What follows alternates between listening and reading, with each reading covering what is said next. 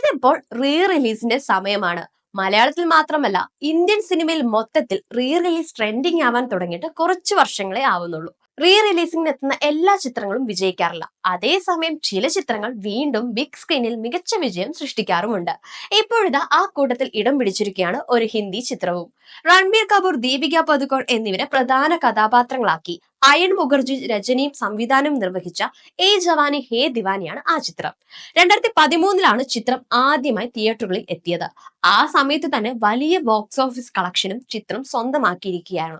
Re റിലീസിന്റെ ആദ്യ ദിവസങ്ങളിൽ തന്നെ 6.25 കോടി നേടിയ ചിത്രം അങ്ങനെ ഒരാഴ്ച കൊണ്ട് നേടിയത് 12.15 കോടിയാണ്. ഒറിജിനൽ റിലീസിന്റെ സമയത്ത് 188.57 കോടി നെറ്റ് കളക്ഷൻ നേടിയ ചിത്രം ഒരാഴ്ചത്തെ റീ റിലീസ് കളക്ഷൻ കൂടി ചേരുമ്പോൾ ചിത്രം 200 കോടി ക്ലബിൽ ഇടം പിടിച്ചിരിക്കുകയാണ്.